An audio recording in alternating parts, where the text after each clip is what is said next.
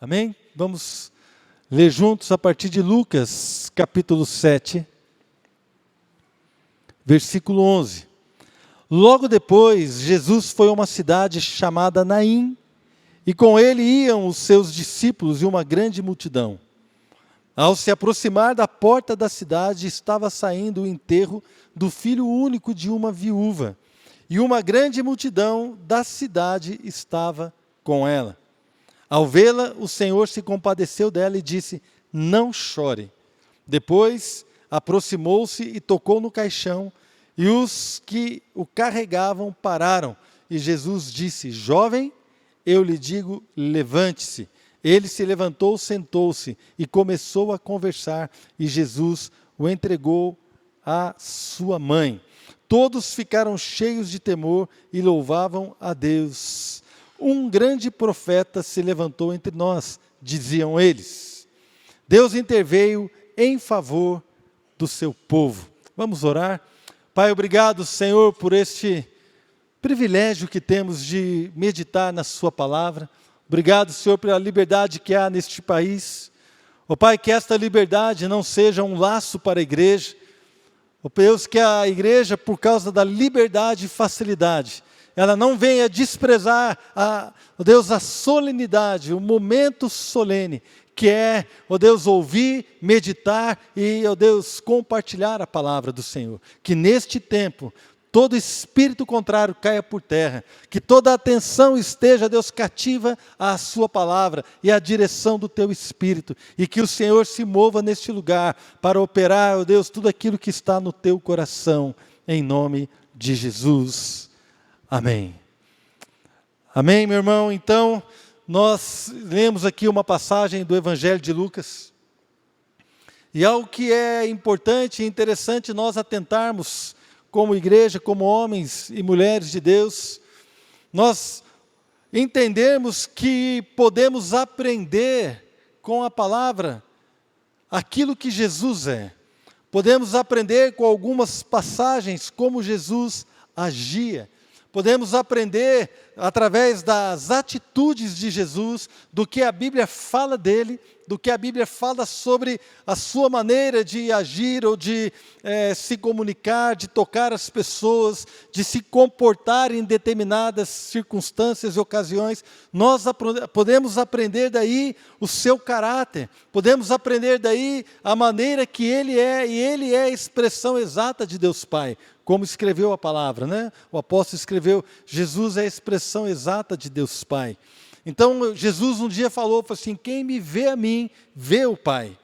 Então, Jesus Cristo é a expressão de Deus andando sobre a terra.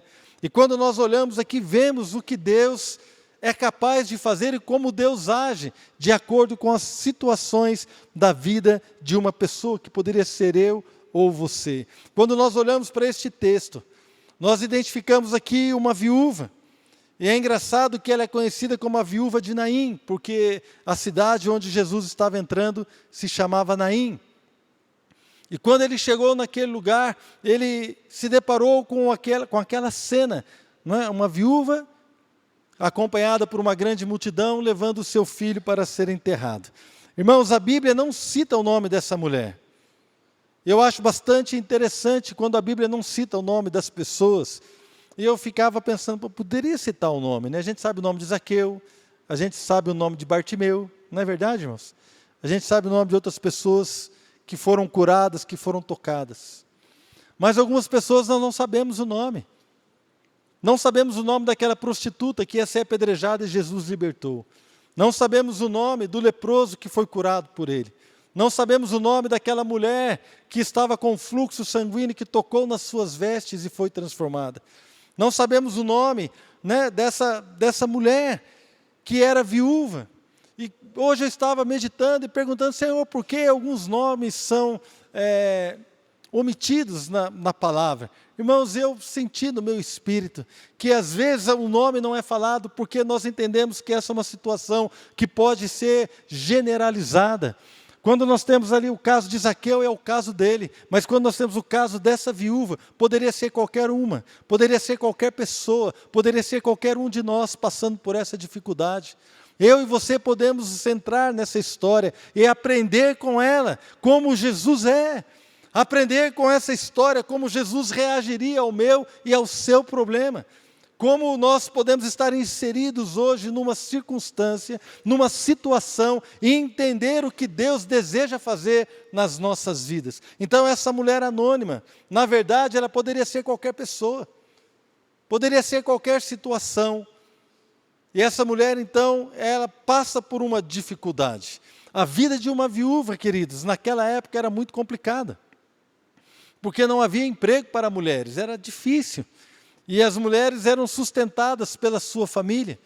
Então, a mulher, majoritariamente, era sustentada pelo seu marido. E quando se tornava viúva, os seus parentes mais próximos, os seus filhos, cuidavam dela. Mas a Bíblia relata aqui que ela estava levando para enterrar o seu único filho, e ela era viúva, ou seja, ela estava sozinha no mundo, sem sustento. Talvez fosse depender de alguma caridade, de alguma situação, mas ela estava com um problema aparente, sem solução, ou de difícil solução.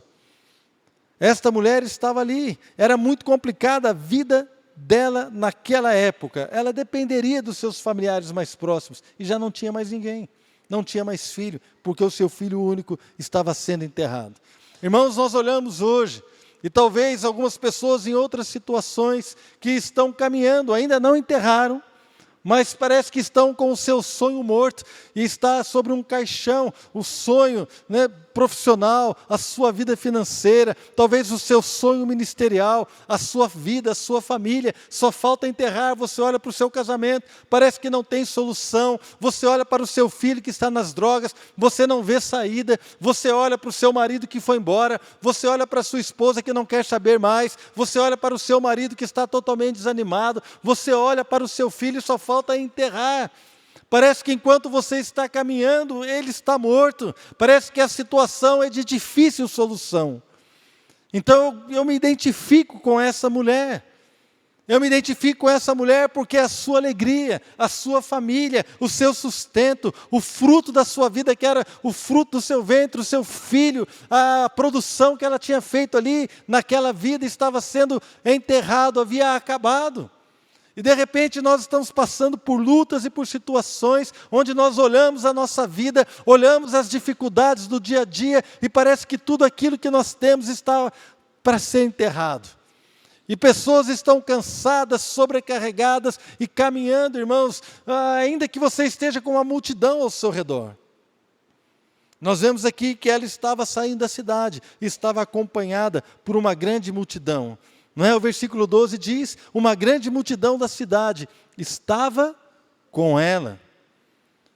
Amados, nós estamos aqui na igreja, e às vezes nós estamos caminhando juntos, e nós temos aqui bastante pessoas, mas o seu problema, querido, embora haja consolo sim nos amigos, embora haja bênção em estarmos juntos, a multidão não poderia resolver o problema dela. Assim como talvez a multidão que está aqui hoje, está ao seu redor, não possa resolver o seu problema.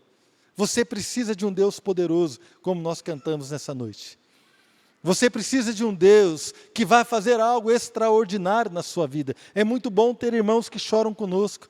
É muito bom ter pessoas que oram conosco. Mas realmente a nossa dependência é do Deus Todo-Poderoso. A nossa dependência é de que Deus venha sobre nós com algo novo, com o seu poder, com a sua glória e toque nas nossas vidas, mande parar esse enterro, mande parar essa caminhada fúnebre e toque e alguma coisa aconteça e nós possamos voltar para onde nós saímos com o nosso filho vivo, com o nosso sonho vivo, com aquilo que o Senhor nos deu, com esperança e com alegria. Então, querido, embora haja uma grande multidão, a multidão não pode resolver. Embora muitas vezes eu possa me compadecer do seu problema como seu pastor, eu também, irmão, sou limitado, não consigo resolver. Nós podemos amenizar uma coisa ou outra coisa, estamos juntos na luta, mas quem vai resolver o meu problema, quem vai resolver o seu problema, é o Senhor a quem servimos. Ele pode resolver todas as coisas, a nossa dependência é dEle. Quero dizer algo para vocês, irmãos. Eu e vocês estamos no mesmo barco.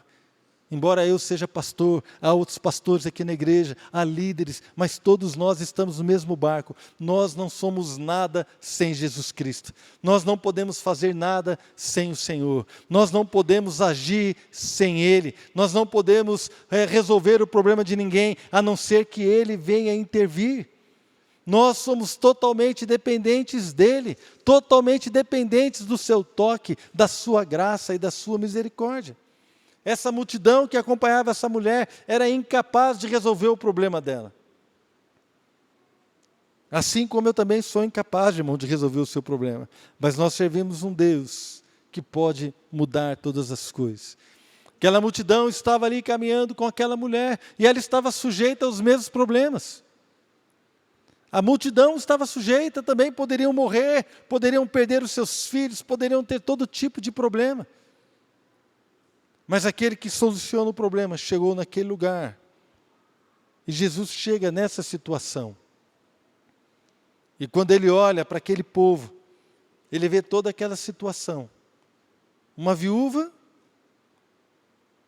uma multidão e um problema aparentemente sem solução natural.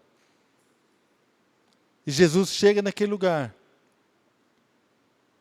E a Bíblia diz que Jesus olhou para aquela situação, ele se compadeceu. Irmãos, muitas pessoas estão vivendo essa realidade nesse dia. Com problemas familiares, com problemas financeiros, com dificuldades ministeriais. Às vezes, queridos, não são nem problemas. Eu vou falar por mim, hoje, nesse exato momento da minha vida, nessa fase da minha vida. Eu não tenho um problema. Né? Minhas duas filhas já se casaram, eu e minha esposa estamos bem, não é? Estamos tranquilos, estamos com a nossa casa própria, estamos vivendo bem, graças a Deus, estamos bem de saúde, eu não tenho problema, mas eu tenho anseios. Eu tenho desejos em Deus. E esses desejos que eu tenho em Deus, para mim são impossíveis de viver, se Deus não agir em meu favor. E esses anseios algumas vezes me consomem. Irmãos, me consome.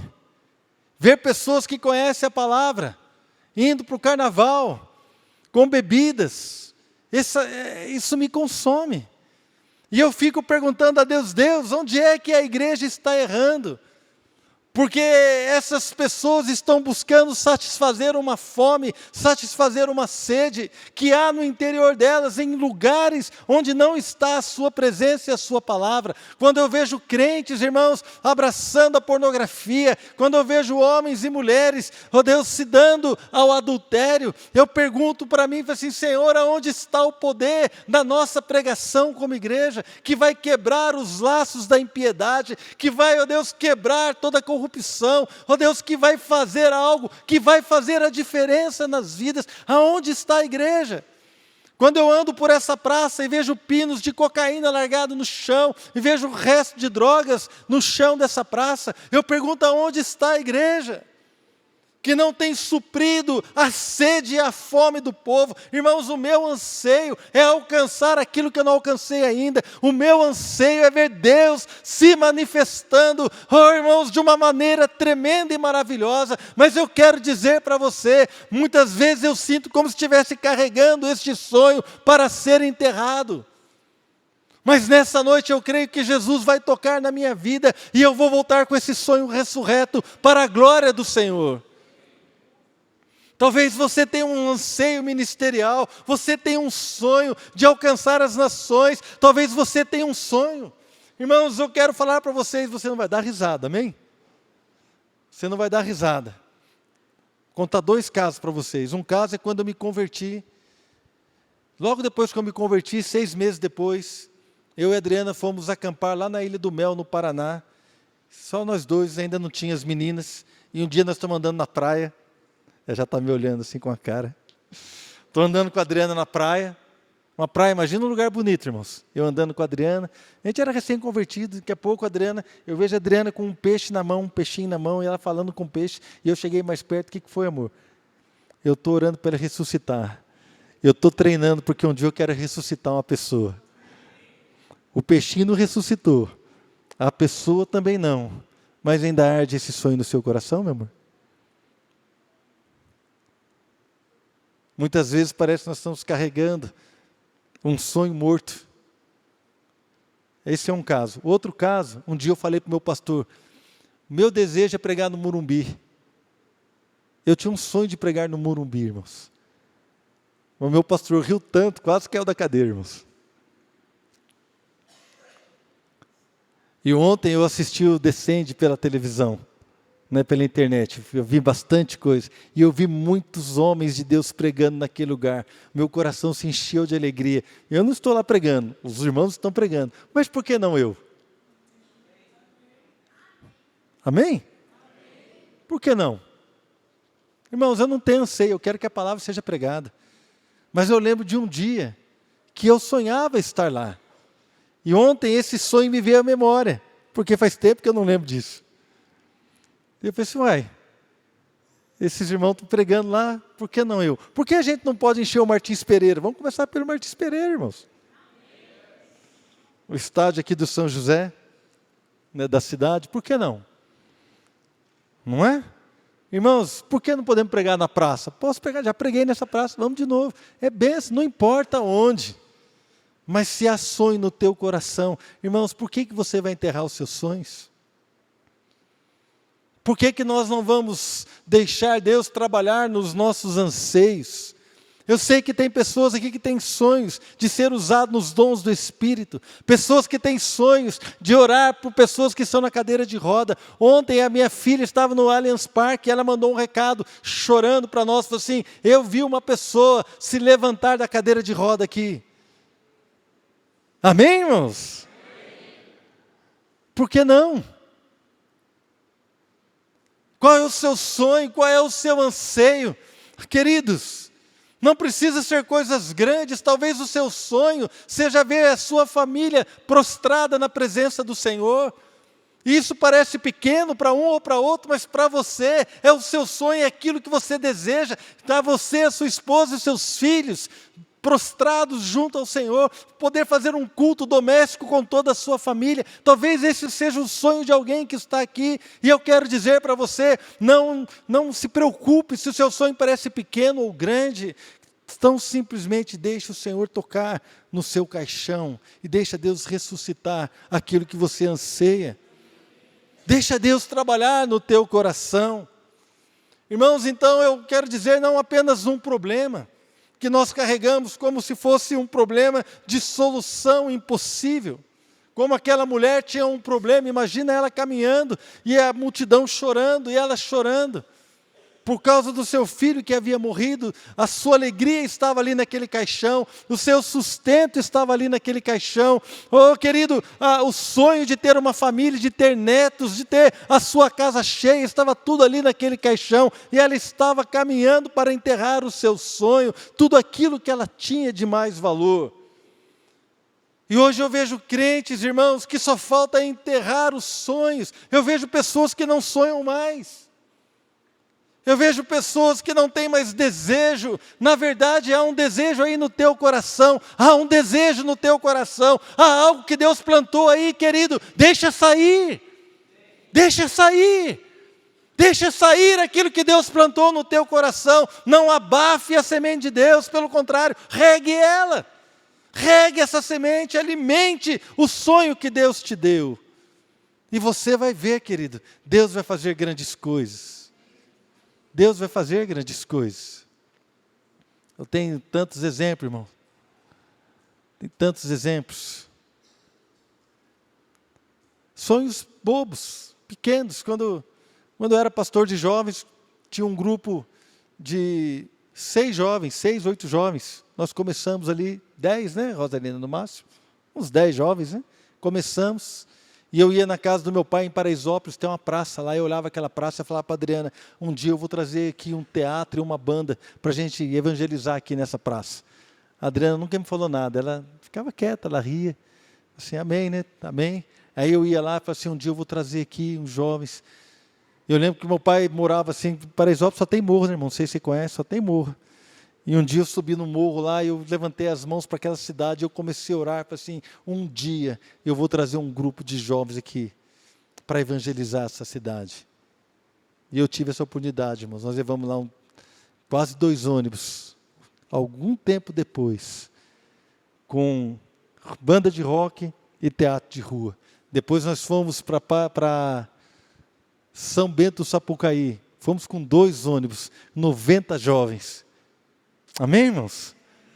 Com coral. A pastora Etel, na época, era regente do coral. E ela estava regendo o coral em São Bento do Sapucaí. Ela trabalhava lá em São Bernardo, São Caetano. A pastora Etel trabalhava em São Caetano. E eles vinham todo final de semana para São José. E ela regendo o coral. E ela regendo o coral ali na praça de São Bento do Sapucaí, ali divisa com o sul de Minas. Quando ela voltou para trabalhar, uma moça foi procurá-la. Era você que estava cantando lá numa praça em São Bento do Sapucaí? A moça estava passando férias e viu, e ela ficou ouvindo e ficou impactada. Eu lembro de jovens se convertendo na praça, eu lembro de pessoas recebendo oração na praça. Sabe por quê? Porque alguém sonhou, ou melhor, porque alguém permitiu que Deus colocasse um sonho no seu coração. Irmãos, o meu sonho é ir para essa praça. Primeira vez que eu fui para essa praça aqui, com jovens, nem lembro quem que estava aqui, talvez alguns irmãos lembrem. Peguei o violão, fomos ali, juntamos uns 15 jovens do lado do banco, sentamos ali, começamos a ministrar louvor e pregar. Agora, irmão, agora já tem um aparelho de som, agora já tem a galera que está indo. Outro dia nós pusemos aqui, fizemos um café, servimos as pessoas na praça. Tem sido bênção. Mas, irmão, permita sonhar. Permita que o seu coração sonhe. Deixa Deus plantar algo em você. E quando parecer difícil, querido, parece que você está carregando um fardo, um problema, talvez a dificuldade, você olha para aquilo que Deus colocou no teu coração e parece algo inalcançável. Lembre-se que Jesus chegou onde estava essa mulher, com um problema sem solução, mas ele se compadeceu. Versículo 13. Ao vê-la, o Senhor se compadeceu dela e disse, não chore. Meu irmão, eu e você precisamos entender que Deus se compadece de nós. Deus se compadece da nossa fraqueza. Deus, Ele se compadece da nossa incapacidade. Deus, Ele se compadece, querido, das nossas impossibilidades. Quando nós estamos diante do Senhor, meu irmão, Ele sabe o que eu estou sofrendo. Ele sabe o que você está sofrendo. Ele sabe, querido. Ele sabe exatamente o que está dentro do teu coração, a sua luta, a sua dor, a sua angústia, o seu problema, o seu choro, você que chora lá dentro do seu quarto que ninguém vê. Deus vê e Deus ouve e Ele colhe as suas lágrimas. Ele se compadece, meu irmão. Eu e você estamos diante de um Deus que se compadece das pessoas. Eu e você estamos diante de um Deus que amou o mundo de tal maneira, que se tornou homem, que se encarnou para morrer na cruz, subiu a cruz, foi cuspido, foi escarnecido, foi chicoteado por amor, porque Ele se compadeceu de mim e de você. Ele não precisava sofrer esta afronta, Ele não precisava sofrer esta vergonha, mas a Bíblia diz que Ele não fez caso da vergonha, Ele ignorou a vergonha pela qual Ele iria passar, em troca da alegria que estava proposta, Ele suportou a cruz, em troca daquilo que Ele estava fazendo. Ele compadece de mim, Ele se compadece de você. Ele é um Deus de compaixão, de amor. Ele não é um Deus que está lá apenas olhando, assistindo e não está nem aí para o que está acontecendo. Pelo contrário, Ele se preocupa comigo. Ele é meu Pai, Ele é seu Pai. Ele se compadece da nossa luta. Meu irmão, chega de ficar reclamando, chega de ficar chorando as nossas dificuldades. Vamos olhar para o Senhor e falar, Senhor, eu sei que o Senhor se compadece, toca na minha vida, restaura a minha vida, restaura a minha fé, restaura-me, Senhor, restaura-me para a sua glória. Chegou o tempo, irmãos, de nós entendermos que este Deus é um Deus de compaixão, porque não adianta nós ficarmos olhando como se Deus não estivesse nem aí para nós. Não adianta, irmãos, nós ficarmos reclamando das situações difíceis. Não, permita e veja que o Senhor se compadece de você. Veja, meu irmão. E aqui Jesus se compadeceu dela e disse: olha, não chore. Antes dele tocar naquele caixão, fico pensando, irmãos.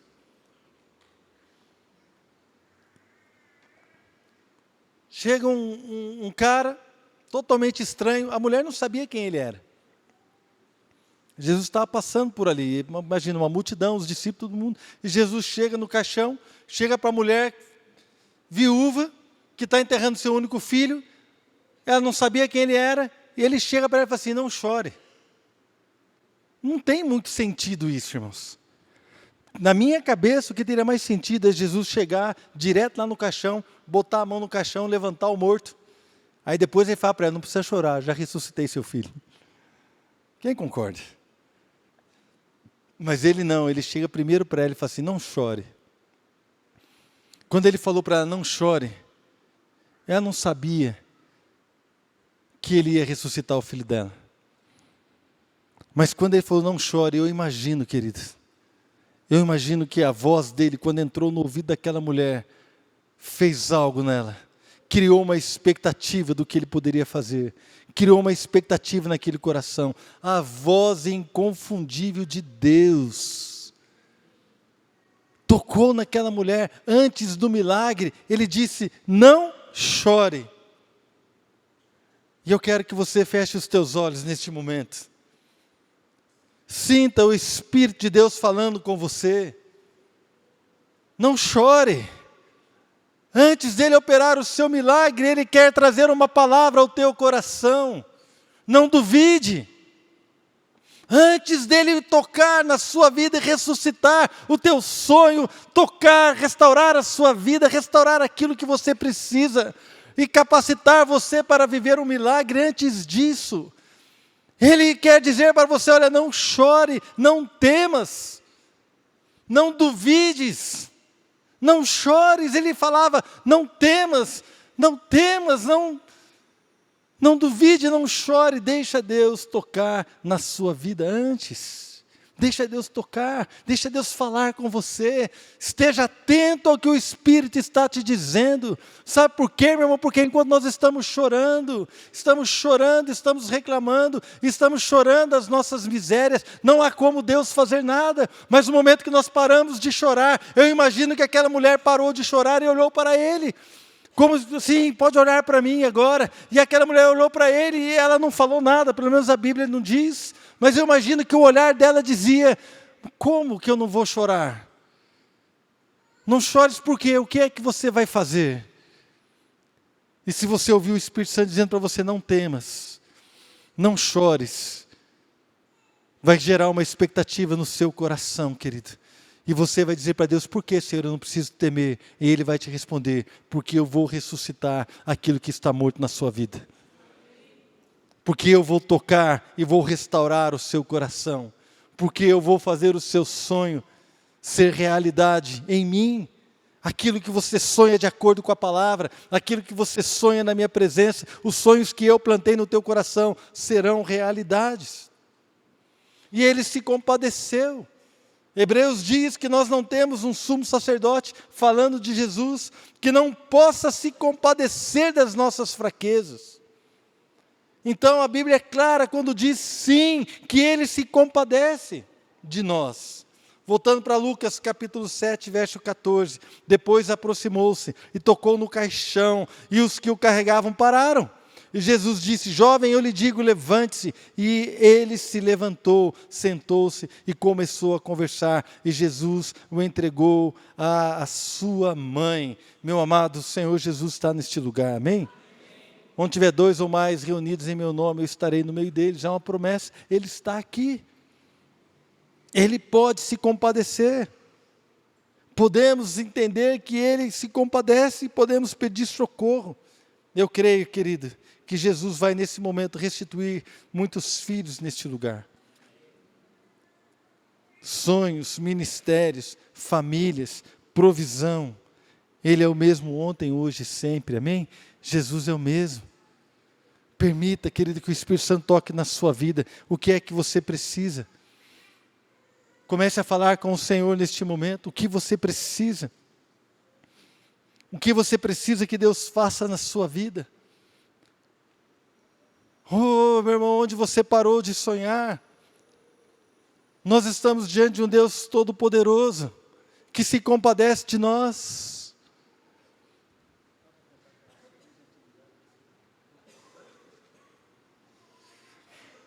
Nós estamos diante de um Deus que trabalha por nós, que se compadece de nós, que nos ama, que está interessado na sua vida. Irmãos, queridos, você crê que Deus pode fazer algo por você? Você crê realmente que Deus pode fazer algo pela sua família? Você acredita que Deus pode restituir algo na sua vida? Então, ouça a voz do Espírito. Não chores. Assim como ele falou com aquela mulher, não chore. Ele estava pronto para fazer algo maravilhoso. Escute a voz do Espírito. Não temas. Escute a voz do Espírito. Não se preocupe. Escute a voz do Espírito. Não se desanime. Escute a voz do Espírito. Não desfaleça. Não retorne, não volte. Permaneça. Escute a voz do Espírito nessa noite, permaneça. Permaneça crendo. Quando o Espírito falar com você e você ouvir, está pronto para acontecer a restituição, o milagre. Está às portas, querido, a ressurreição de tudo aquilo que você estava prestes a enterrar. Não enterre o seu sonho. Deixe Deus tocar na sua vida. Levante as suas mãos, mesmo assentado. Eu quero orar por você. Você que precisa de um toque de Deus. Você que precisa de algo que Deus faça na sua vida. Restaure a sua alegria. Restaure o seu ministério. Restaure a sua fé. Pai, em nome de Jesus, nós estamos aqui nessa noite crendo, Senhor, como igreja, que o Senhor é poderoso para ressuscitar tudo aquilo que está morto em nós, sonhos. Oh Deus, o Senhor é poderoso para resolver situações insolúveis, para resolver problemas, Pai, que nós não conseguimos enxergar a saída. Mas nós estamos aqui diante de um Deus que se compadece, e temos visto na palavra que Jesus se compadeceu, não apenas uma, mas várias vezes, se compadeceu do leproso, se compadeceu dessa mulher viúva, se compadeceu das multidões. Jesus se compadecia, e Ele é o mesmo ontem, hoje e para sempre será. O Senhor é um Deus que se compadece. O escritor de Hebreus disse: nós não temos um sumo sacerdote que não possa se compadecer. Então o Senhor se compadece, o Senhor conhece as nossas fraquezas. Confiados nisso, não na nossa capacidade, nem no nosso merecimento, mas confiados na sua misericórdia, no seu amor, no seu poder e na sua graça. Nos apresentamos diante de Ti nessa noite. Toca vidas neste lugar, restitui ministérios neste lugar. Oh Deus, restitui sonhos, Pai, restitui a família, restitui, Senhor, tudo aquilo que tem, restitui, Senhor. Oh Deus, assim como eu disse, eu tenho anseios que estão diante do Senhor. Eu sei também que tem pessoas aqui que têm anseios ministeriais, que têm anseios de ver a sua glória. Oh Deus, que tem anseios de ver a igreja triunfando. Oh Pai, isso muitas vezes está apagado em alguns corações. Oh Deus, agora faz ressurgir este sonho em nome de Jesus.